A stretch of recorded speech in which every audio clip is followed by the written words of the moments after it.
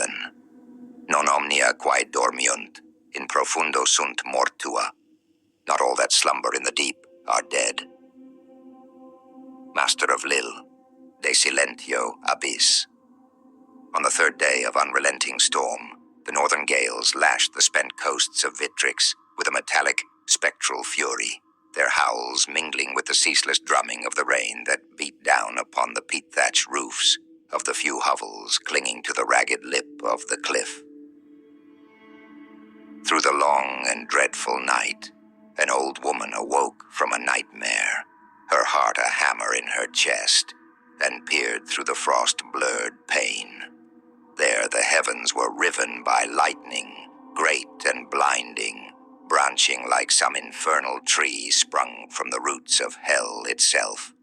Amid the glare, she fancied she heard a sound, deep, pachydermic, primeval, as though the stones of the sea were mourning, their voices rolling from the monstrous and measureless depths. And in that strobing light, she thought she saw it, a shape vast and protean, twisting and coiling upon itself like some demon in travail, its enormity draped across the tar-black waters. Out there, beyond the grasp of men, she knew that only gods, or worse, had the right to draw breath. For on such nights of wrath, man's only sanctuary lies by the hearth. Unbidden, her lips began to murmur a strange lullaby, words drawn from a tongue she might once have known, or dreamt. Saa mora, saa thren, inthal, leviata. The two children in her care stirred beneath their reeking blankets, rising in confusion to her side. Their movement broke the trance. She started as one torn from a heavy and ambiguous sleep, her body trembling with exhaustion and chill. "Sleep, my dears," she whispered, voice quavering like the flame beside her. "Sleep, and do not dream of the ocean tonight." She ushered them back to their small cots, where the faint flicker of the hearth, feeble and unsteady, painted the room in trembling amber light. Outside, the sea groaned like a living thing, and somewhere in that boundless darkness, the deep remembered its name. Suna, secundus of the storm wheel. Day 1 Ogden Harbor. Ephrastus Marrow, first mate and keeper of the Crow Galleon's record. It was beneath a sallow dawn of a bleak Suna that we weighed anchor from Ogden Harbor, under the faded banners of Vitrix. Gulls wheeled like white specters above the churning seas, with cries lost amid the creak of the capstan and the shrill piping of the boatswain's whistle. Our course. Northward through eastward, the last bearing set for the atoll of the Wretched, a barren small peach of coral adrift in the Arcopal Ocean. They say the atoll serves as a place of penance for those cast out by the kingdom. Murderers, heretics, and those who have stared too long into the forbidden depths of the human breast, eager to see the very beating hearts they have driven out with steel. I cannot pretend this mission brings me any small satisfaction. The sight of a chained beast leaves upon my tongue a bitter taste, for I was bred to believe that every creature is born free, and in like manner ought to die free. Yet I do not complain. The pay is good. Moreover, this being my first voyage as first mate, the rank does me honor, and I intend to discharge its duties with the utmost seamanship. The passage is reckoned at 7 weeks, though the old sea wolves whisper that none may hope to make it safe by the mercy of capricious winds. Our complement numbers 25 souls, hale and sinful alike, and in the lower hold on the orlop, another 9 condemned, fettered and bound, to be left upon that atoll as payment for their crimes. Our captain, Silas McGrath, is a massive man like a weathered statue, his eyes bulbous from sleeplessness, clad in a dark navy coat, taciturn and stern upon the sea. He speaks seldom, and then in sharp, whistled commands that carry their authority like iron across the decks. When he mounted the quarterdeck, and the men looked upon him, I read both esteem and dread in their faces. I told myself that this was well. A man such as he will suffer no mutiny aboard, and should such trouble arise, he is the sort of old salt to quell it ere it be half begun. Few among us dare address him. It is told that once he served aboard the Triton of Lorn, a ship lost 3 wheels ago amid the white fog belts. He alone was cast back to port. The inquiry of the Royal Maritime College found naught but silence, and the captain's gregarious yet wounded spirit claiming a temporary loss of memory due to the shock of ship and crew swallowed by the deep. But the galleon's true freight is not the condemned. It is a mysterious cargo, likewise bound with triple chain and tarpaulin, a vast coffer of blackened steel, riveted and sealed with waxen sigils.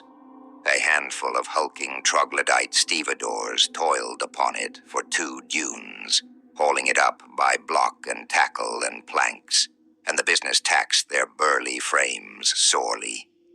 I might have found some grim amusement in that labor, had not the debts aboard, and my duties kept me, otherwise, occupied. Only the captain holds the key. I saw him receive it from a hunchbacked, albino man, with a scabrous grin, quickly vanishing like a shade into the hustle of the key after he dropped the relic. Once the precious burden lay finally in the hold, I surprised the captain standing mute before it, solemn and immovable, as if burdened with its weight. He then commanded that no man so much as speak its name, nor lay hand upon its bindings. Only I was entrusted with the knowledge that, upon reaching the point marked upon our chart as the cradle of storms, a dead region of the ocean where tides fail and the compass grows mad, we are to cast the chest into the abyss. No further explanation was vouchsafed, nor did I dare inquire. Yet among men there are whispers, those whispers that breed nothing good. Day 2, Delphion, coordinates 45 degrees and 12 specks northward, 12 degrees and 34 specks eastward. We have cleared the harbor roadstead without mishap, keeping steady upon our appointed course.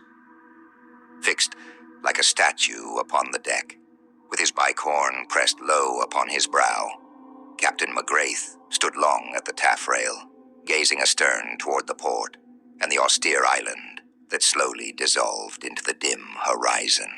At length he descended to his cabin and emerged no more for the remainder of the day. The sea lies calm, and our progress is sure. The men are cheerful, even jocular. I went below to inspect the prisoners who lie in the old bilge beneath the starboard boarding, bound fast in chains red with rust. One among them, a silent, dark-skinned giant, with eyes that gleam like embers, was condemned for the slaying of 3 men in the port of Auken. He regards me fixedly, without a word. Most likely, he is a corsair from the black squadrons of Beardworld, or some other notorious pirate of those benighted seas. The rest of the condemned are a pitiful company, lying in torpor and wretched resignation. One old and shriveled man, with bleached eyes and clouded with cataract, seems strangely reconciled to his fate. He smiles each time his gaze meets mine, a smile so placid it chills my blood. Among them is also a woman. From Garrick, the helmsman, I learned she was sentenced to exile for witchcraft. Her look is hateful and severe, half disgust, half derision, as though she scorns both her captors and the life still left within her.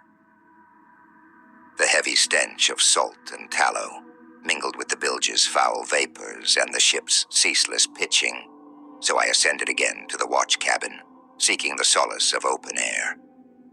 Day 7, Tamarin coordinates, 45 degrees and 40 specks, northward, 13 degrees and 2 specks eastward. This morning, Garrick, the helmsman, reported a sudden depression upon the glass barometer, and the wind veered treacherously against our sails. I ordered the mainsails to be reefed, and the sprit lowered, yet the heavens darkened with alarming haste, the clouds gathering in a vast gyring motion like the opening of some monstrous eye upon the rim of the world.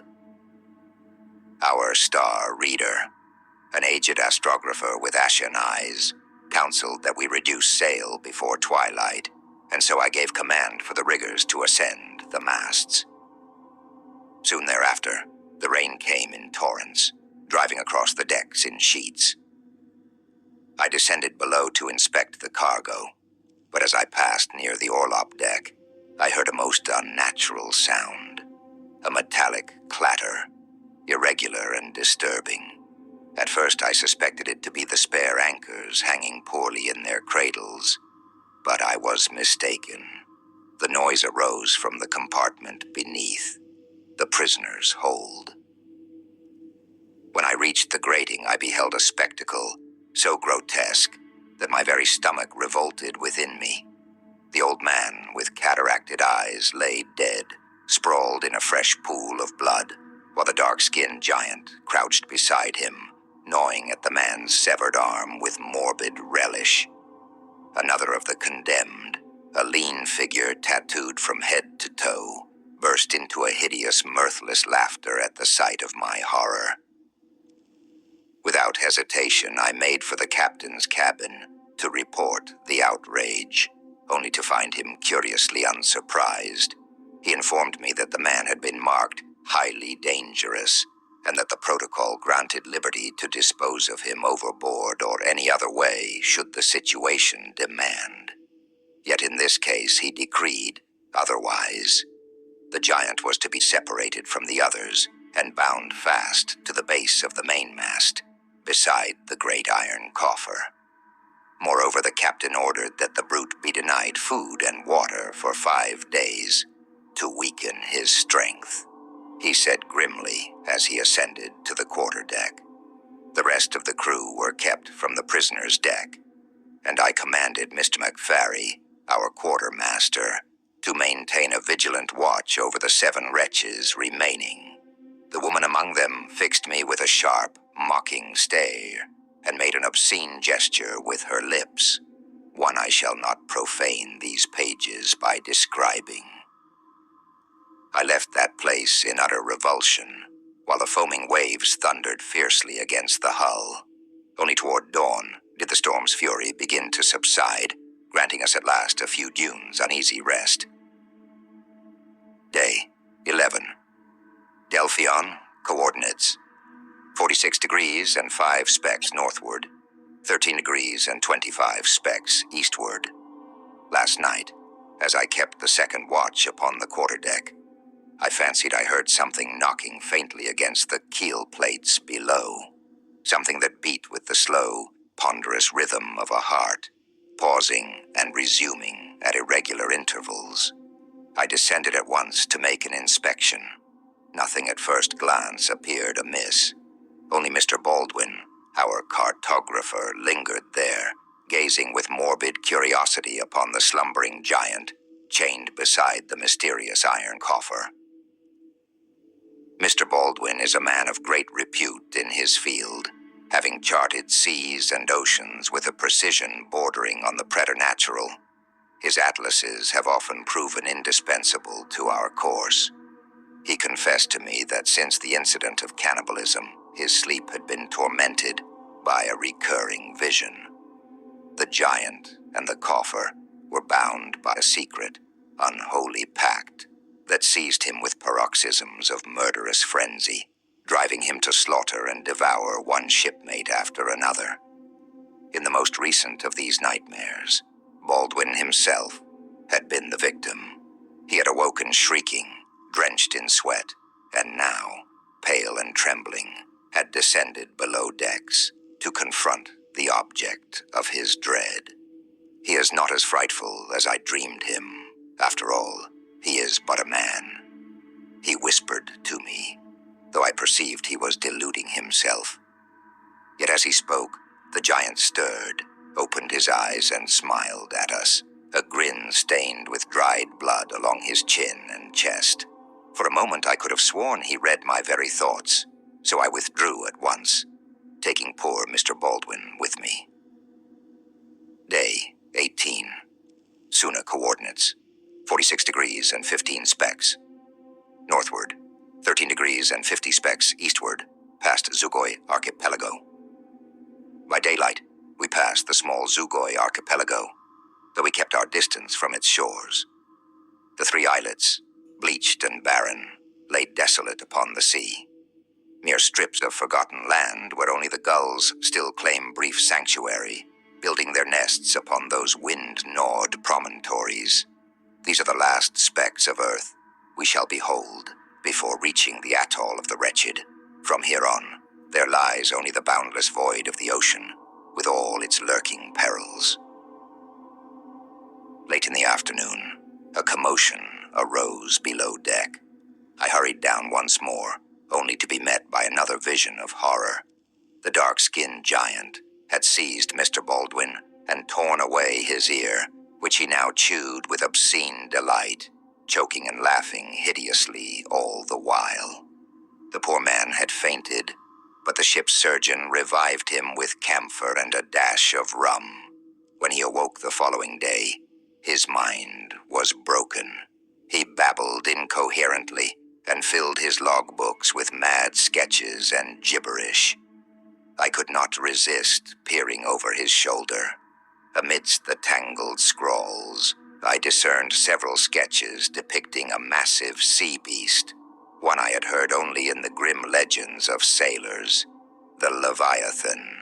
Baldwin had drawn it as a monstrous serpent, coiling itself around a galleon, spewing venom and dragging it into a dark, vertigo abyss. I thought it wise to consult the captain. I found him again in his cabin, deepened in the contemplation of a rum bottle, an uncharacteristic state for the man. He was in a strange, boisterous humor, humming an old sea chant. When I presented Baldwin's notebook, he refused even to glance at it, instead pressing upon me a glass of his 20 wheels aged rum, half of it already gone. To avoid offending him, I drank a schnapps, yet urging him to inspect the drawings. Still, he would not. His attention wandered adrift in some other sea, entirely. At last, seeing my insistence futile, I withdrew, taking the notebook to my cabin, where I might study its disturbing contents. Day 21. Threnaldine coordinates, 46 degrees and 40 specks northward, 14 degrees and 20 specks eastward. Mr. Baldwin has regained a measure of composure, though he now seeks solitude above all things. I oft behold him upon the main deck, head wrapped in bandages, gazing long upon the heaving gray waters, his hands trembling as he sketches in fevered haste marine beasts, tempests, and drowning ships tumbling into the deep. A few of the sailors have begun to eye him with distrust, their whispers swelling like vermin beneath the boards.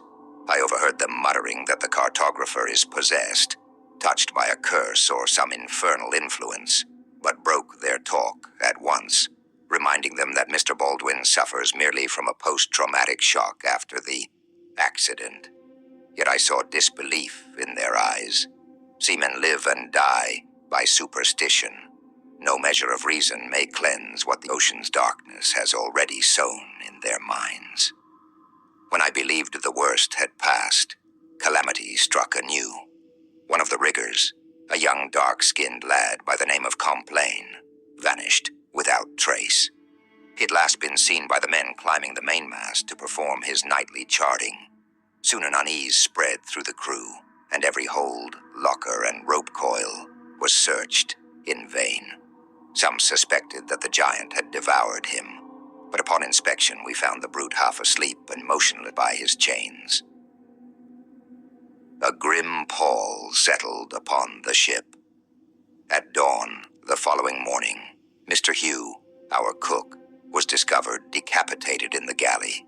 a long trail of blood leading towards the cabins of the caulkers and carpenters. The alarm bell was rung furiously as the captain himself descended in haste. Under the astonished gaze of the crew, I forced open the cabin door, only to be greeted by a scene of hilarious grotesqueness. The cook's head lay in a bucket of swill, placed upon a low table, while the 4 caulkers and 2 carpenters sat around it, drunken and drenched in blood, playing arkans and laughing their guts out, as though nothing in the world were amiss. The captain wasted no breath on inquiry. He commanded at once that the 6 men be chained and cast among the condemned below. The cell grew crowded and foul with despair.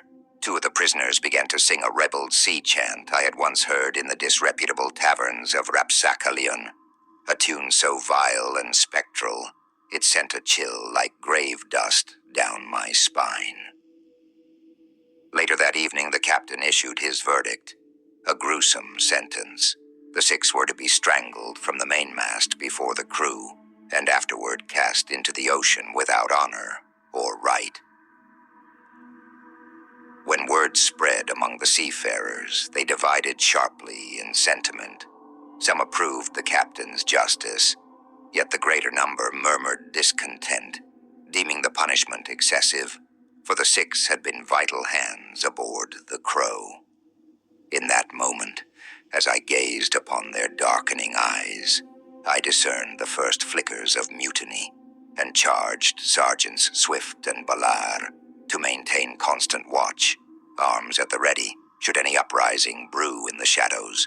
For my part, I resolved to patrol the decks, and to mark any sign, however faint, of the contagion of unrest that now, I fear, had begun to fester within the very heart of our vessel. Day 22. Earthian coordinates, 46 degrees and 55 specks. Northward, 14 degrees and 40 specks eastward. Though I begged the captain to relent, urging that the 6 might rather be landed upon the atoll of the wretched than put to death, his resolution remained immovable. The sentence was to be carried into effect without appeal, and at once after the morning meal. The 2 sergeants were to perform that vile office, and so it fell to my hand to give them their orders and to oversee the execution. The thing gnawed at me, working a hideous alteration upon my mind and my soul. When I relayed the command, the sergeants, both lads, inexperienced in the ocean's darker cruelties, turned white and confessed they had never slain more than a cockerel. I was compelled to assert my authority in order to enforce them. Thus the 6 men were brought up from the hold in turn, blindfolded and in fetters. I knew each as he passed that they left behind wives and children. By my inhuman charge, I would be making widows and orphans. For a breath or two, the thought rose to me of refusal to disobey openly, knowing full well the consequences, a charge of insubordination, and the gallows awaited me as surely as it would them. As the first condemned began to gasp, seeking air, nausea overcame me, and I was forced to vomit over the rail. The captain observed me thus, and took the wretched business into his own hands beneath the dumb gaze of the crew. The 3rd condemned, a stripling scarce 20 wheels in age, begged for mercy, weeping and protesting his innocence, insisting he recalled nothing beyond playing arkans with his fellows that night. The captain made no reply. With a single motion of his head, he directed that the sentence be carried through. Not even the boy's piteous cries for his mother moved him. The remainder of that abominable morning unfolded in a hideous fashion, each man howling and pleading for absolution, swearing himself innocent of the blood with which his name was stained. In that moment I realized with a cold and certain dread that something impure had come upon our ship, yet I kept that knowledge to myself. The last to be brought forth was Colonel, the old master caulker, a man of long service and a friend to the captain. He made no complaint. He uttered no plea, standing stiff and mute before death, until the noose began to tighten about his throat. With a strangled voice and a face burning red, he hissed out, "He calls to her, mother of the abyss. Do you not feel it? It's already here." Those words had a dreadful effect upon the crew, making the sergeant to stop the gruesome affair.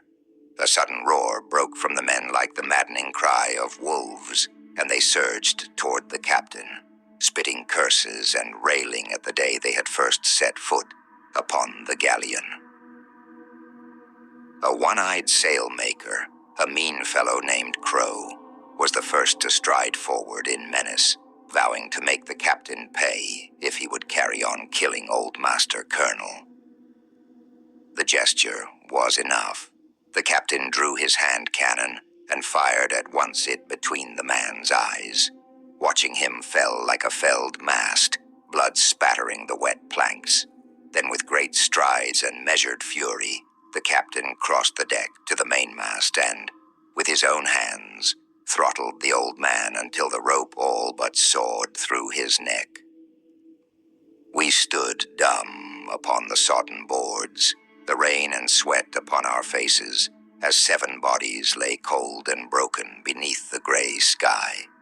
A thin ribbon of blood, like a serpent of copper, trickled from the fallen skull and wound its way to my boot.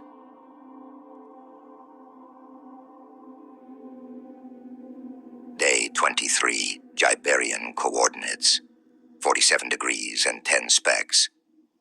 Northward, 15 degrees and 5 specks eastward. The previous night had been restless.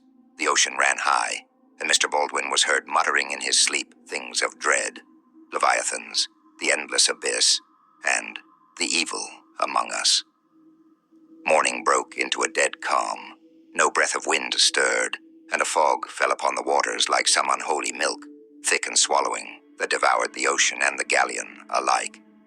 A silence not of this world, heavy with ill omen, settled upon the ship.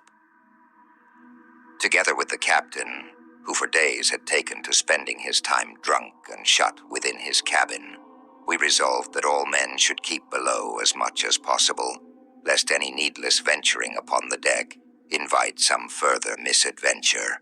The air itself tasted of mutiny. I knew it was only a matter of time until it burst. The ship's stillness pressed upon us like a strangling hand. Each groan and creak of the timbers sounded like the echo of the crew's own tormented hearts. Inspecting the hold, I cast my eye into the prisoner's cage. Most slept fitfully, all but the woman. Huddled in her corner, she shot me a deadly glance and then spoke in a throaty voice. "Under us, it moves." "What did you say, woman? Who moves under us?" I demanded, but she continued to fix me with those green magnetic eyes that troubled even my sleep. "Listen, and you will understand." Her answer left me puzzled, and in truth, somewhat afraid, though I betrayed none of it. I left the place in a state of utter disquiet, slamming the hatch and locking it hard behind me. Day 27. Suna coordinates, 47 degrees and 25 specks. Northward, 15 degrees and 30 specks eastward. Yesterday morning we awoke beset by a great plague of locusts, drifting from the fog as though the vapor itself had vomited forth a swarm. The men were then thrown into a mortal fright, for there is no land of any kind in this quarter of the sea. We were forced to kindle torches upon the deck so we could move about. Some muttered that the devil himself had sent the locusts, and that we were damned beyond all hope. By noon the veil of mist thinned a little, and for the first time since those blind days we sighted the sky above us, and even snatched a breath of wind into the sails. At last, we made way. Toward evening, I paid the captain a visit, finding him foully drunk. He told me, with the slur of one who has swallowed away his better reason, that in 2 days we should arrive at the very center of the ocean, the place marked upon our chart as the cradle of storms. And there we were to consign the iron coffer to the abyss. Without any logical cause, I felt an unease about that chest. My instinct whispered that it was the source of all our misfortunes, and that the moment in which we cast it away would not proceed as any of us imagined. With such grave thoughts, and without informing the captain, I resolved to make a private inquiry. I took pains to be unseen, and I stole down into the black hole where the mysterious coffer lay, chained beside the sleeping giant. He was asleep, snoring like a wild boar. As I watched his massive arms, I could imagine how they could crush a man's skull as easily as one might crack a nut. His whole body exuded an energy at once unfamiliar and terrifying. Swathed in tarred canvas, the great chest presented at first the aspect of an antique coffer. But when I stripped away the tarpaulin, I beheld some large, round-headed rivets, beaten by hand, and 5 seals of red wax.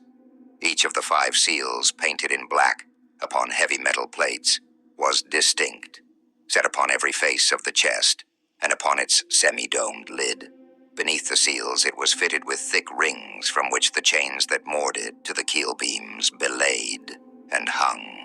Several strong bands crossed the box's midriff, meeting at a great elaborate padlock, which recalled, with a cold clarity, the scene in the quay when that strange, gaunt fellow had pressed the captain the key. The reliefs upon the chest roused me more than any other detail, not so much for their craft as for the dreadful singularity of their subject. They lay framed in oval cartouches, depicting both marine tableaux and the interiors of certain edifices resembling temples.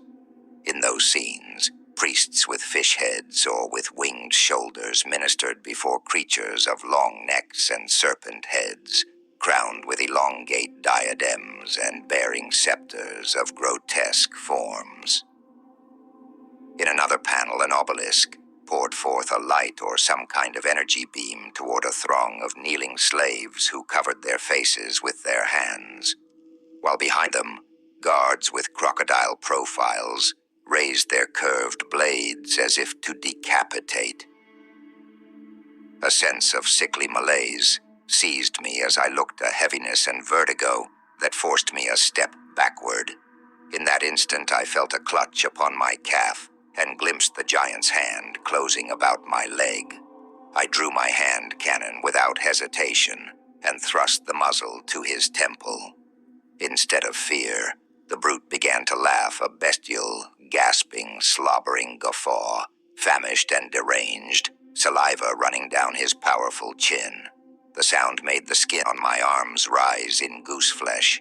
I struck him a resounding blow upon the temple with the butt of my hand cannon to free myself, watching the blood welled upon his brow.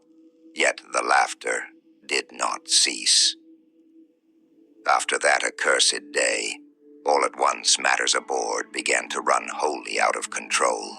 It came to me, with a clarity that chilled my marrow, that it was not we who bore the coffer toward the cradle of storms, but that it bore us. Our mission, I realized with a dread that left me numb, would not end as the manifest had ordained. Day 29. Delphion. Coordinates. Bearing lost. Magnetic anomaly. Approximately 47 degrees and 50 specks northward, 16 degrees and 0 specks eastward. At dawn, we were startled by a commotion issuing from the cabin of Mr. Baldwin. Being his nearest neighbor, I was first to arrive, only to behold him swinging from a rope tied to the low beam of the ceiling, with his feet twisting slow circles in the stagnant air. The poor man had hanged himself, stepping from a stool and abandoning all claim to life. In a haste, I cut him down, and hoping against reason that some spark of life yet lingered in him, I labored to restore his breath with motions of resuscitation, but all in vain. He was well and truly dead, as his tongue turned a hideous purple, and his eyes, bulging and glassy, lingered fixed on the ceiling. As I laid him upon the floor, a small notebook slipped from his coat. It proved to be his private journal, and within those pages I was soon to uncover the hideous truths that had gnawed his reason to shreds. Voices, many and diverse, whispering from some abyss of corruption, had been haunting him, dictating monstrous commandments and urging him to slaughter us all before he should be laid in the cradle. My own name appeared among their intended victims. Through his fevered writings, I perceived that Baldwin had entered into correspondence with the figments of his own deranged mind, recording dialogues of unspeakable horror.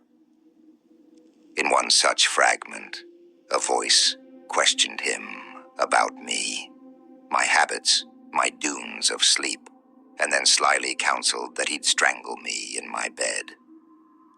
At first, he resisted their bidding, but soon afterward his wavering sanity yielded. He began to reason that such an act was no sin but a necessary purification, since the galleon, said the voices, must be cleansed of heretics before the leap. His last entry broke off in a trembling hand, confessing his impotence to fulfill the deed. Yet in those pages I found confessions far blacker still. Baldwin had already obeyed the whisperers twice, once when he cast Complain the rigger overboard, and again when he murdered Mr. Hugh, our cook, whose head, it seems, the voices demanded as a special offering, praising Baldwin thereafter for his obedience. The penultimate name, before mine, was that of Captain McGrath. The voices instructed that the captain must die last, for he was destined to steer the galleon into the house of the abyss. To that end, Baldwin was told to administer small doses of poison to his food and drink, so that his demise might come slowly. Worse still, the journal revealed that he had been commanded to poison the entire crew, all but myself. Only then the full magnitude of horror dawned upon me. In the absence of poor Mr. Hugh, the duty of cook had fallen to Baldwin, the only man aboard who had once served as a cook's assistant. Without pause, I fled down the narrow passage toward the captain's cabin, but found the door opened and nobody in. From below, however, I heard a noise rising from the hold, a noise that chilled the very marrow in my bones. Without a moment's reflection, I descended the steps, drawn as though by some dreadful magnetism. There I found the captain standing with his back to me, facing the chained coffer, and beside him, the giant. His chains lay unfastened at his feet as he stood barefoot, immense and motionless. My sudden intrusion went unnoticed, allowing me to steal behind a stack of barrels and witness the scene that unfolded, an atrocity so ghastly that no words of mine can ever render it whole. With the captain's own knife, the giant cut away the skin of his face, working with the deliberate care of a surgeon, and the captain, oh merciful heavens, made no resistance. His arms hung limp, as if in trance or enchantment. When the skinning was complete, the monster smiled faintly and laid the flayed mask upon a small table beside the coffer. What followed beggars reason. The giant bent forward and embraced Captain McGrath, who suddenly stirred, returning the gesture. It was as though I beheld some ancient and infernal rite, a ritual long forbidden to mortal kind. The giant then whispered into the captain's ear, and the latter turned slowly, mechanically, toward me, walking step by step as a sleepwalker. Paralyzed by terror, I shrank deeper into the shadows. Only when he drew abreast of me did I behold his face, raw, bloodied, lipless, the teeth bare in a psychopathic grin, the eyes bulging from their sockets like those of a drowned corpse. When at last the captain had vanished up the stairway, the giant remained alone. I saw him murmur strange syllables, tongue of no human origin, and then approach the coffer, holding a glimmer of silver in his hand. It was the captain's key. He meant to unlock the accursed chest. A feverish dread seized my throat. The truth burst upon me with hideous clarity. The crew were all dead, poisoned.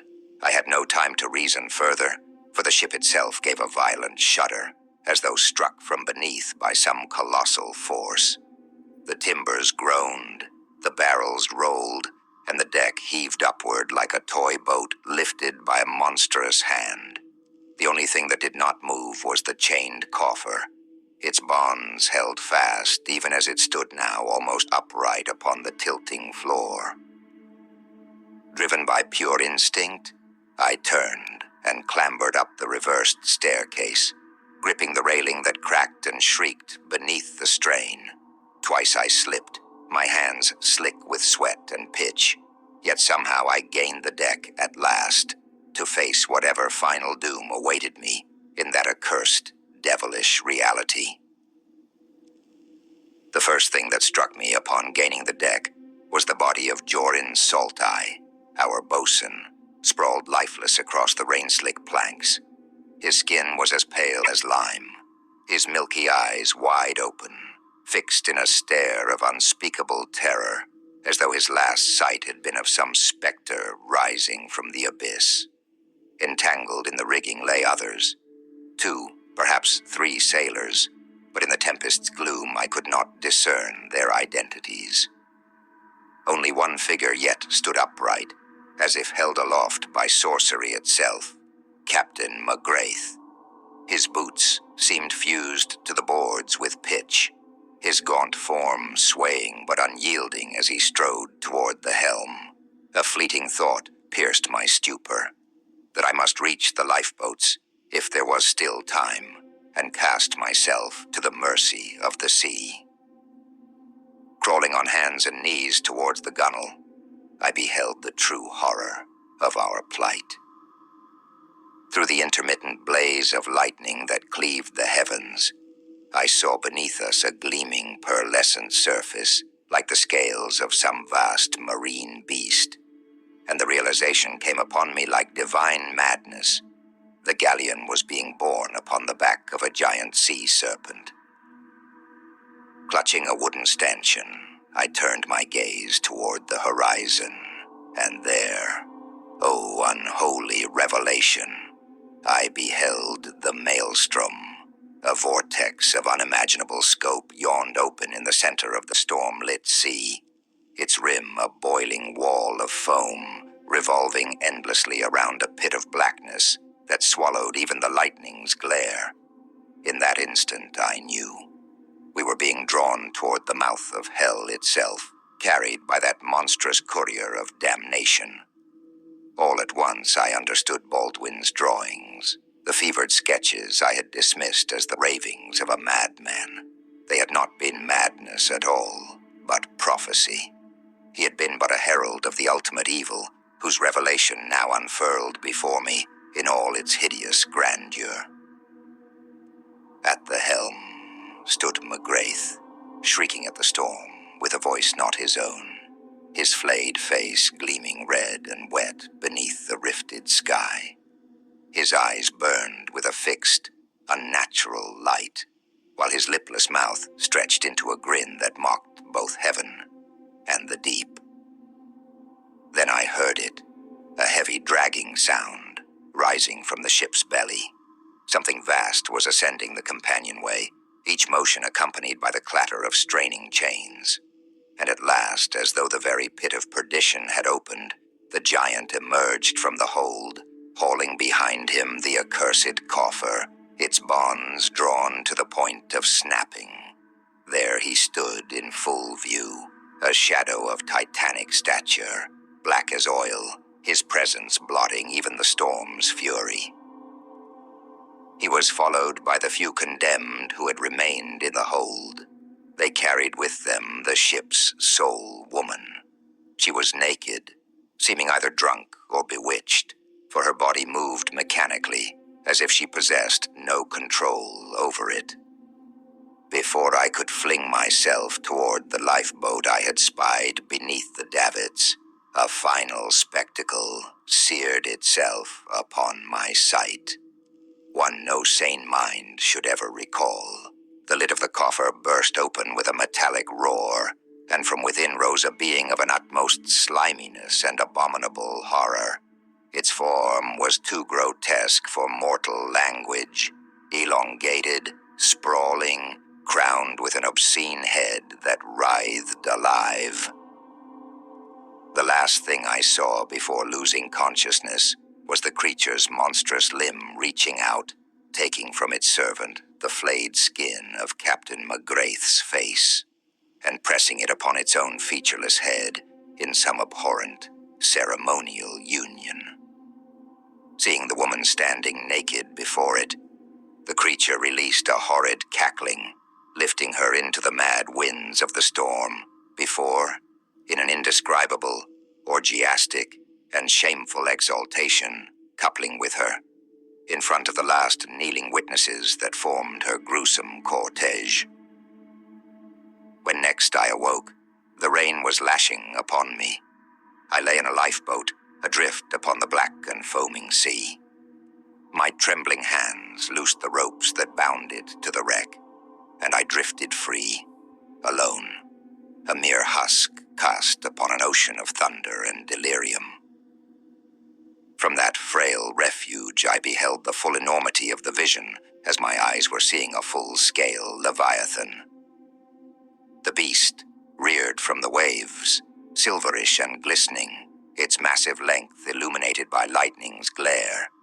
Its neck was broad enough to bear 7 galleons, side by side, its eyes 2 vast globes of pallid marble, and its maw, toothless, gaping like the entrance to a cavern of endless night. Then, with a dreadful majesty, the creature turned toward the vortex and rose upright from the water, bearing the galleon upon its back like a toy, before plunging headlong into the hellish abyss. The force of that descent hurled my boat backward at such speed that I believed myself lifted from the world entirely, soaring through void and storm alike, a castaway between the stars and the sea, and all turned black. 3 days later, I was found drifting and raving by a vessel under the Terran flag, named the Hope. When they hauled me aboard, their captain misjudged me as one of the black corsairs from the Bones Archipelago. My protests availed me nothing. I was chained in the bilge as the vessel set course for the atoll of the Wretched. I finally realized the deeper meaning behind my involvement and my escape. I was the chosen one, the one destined to see the great Leviathans plunge into the eye of hell and witness the demons rise from its cradle of incarceration. I know not why I alone was chosen, and certain details elude me still. Yet in the long wheels of my life, I've come to the conclusion that not all things of this strange world are meant to be understood, and that powers far greater than our own small comprehension steer us from the darkness of the abyss.